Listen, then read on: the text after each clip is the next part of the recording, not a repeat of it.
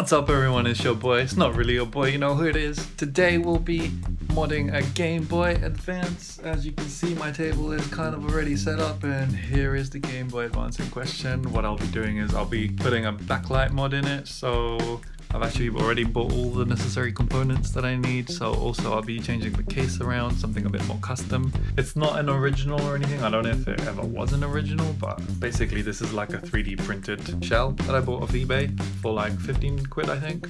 And I'm not gonna touch it right now, but yeah, that's the screen there. It's a backlit screen because, as you know, the original Game Boy Advance didn't come with a backlit screen. It was just a normal, I don't know, LCD screen which didn't have a backlight in it basically. So if I switch it on, the memories. Basically you had to put it against the light to see anything, and it was really difficult to play games on this. I actually have a Game Boy Micro, but having played it for a while, it's a bit too small. And I found that the Game Boy Advance has a much better form factor. I have never ever done a mod before, so I might break it, I might not, but hopefully it won't be too bad. We'll see. I'll show you the finished product, hopefully, when it's done. So yeah, enjoy.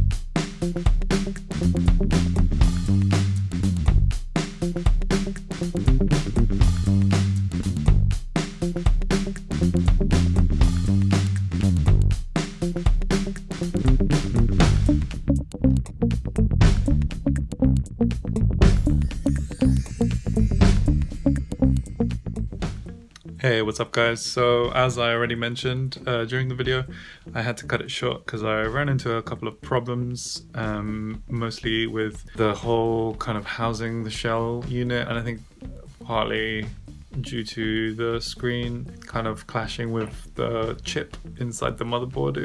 They were kind of just like touching, and therefore the back shell wouldn't fit as well as it should have on one side. So I basically had to retake the whole thing apart like quite a few times, and I did finally manage to get it as best I could anyway, all fitted together. So there it is. It's the same Game Boy, just now with a different shell. The main issue I found was that here the case didn't align very well. They were almost like separated out even when you put the screws back in, and I didn't want to overdo it. I didn't want to over tighten it in case like the shell broke or something like that. So I'm just gonna quickly show you how it looks. So much better. There is a bit of some of the screen is coming out on the side there, but I think when you look at it like dead straight on, it's fine. Like you can really appreciate the sort of graphics at the time, I guess, of these games when they came out. Much better. Overall, I'm quite happy. To be honest, this was my very first mod that I ever did. So I think overall, if you haven't tried it, do try it. It's not too hard. Maybe I would suggest just use the original shell and just get a replacement screen rather than getting a third-party shell like this, because it might not fit as easily as you would hope to. So that's probably my only advice, but it was good. It was fun working on this, good challenge, and you kind of learn a few things here and there. So yeah, hopefully you guys found this useful, and I do apologize if I do ramble on for a while, but yeah, just kind of putting out my honest opinion about these things. So yeah, peace.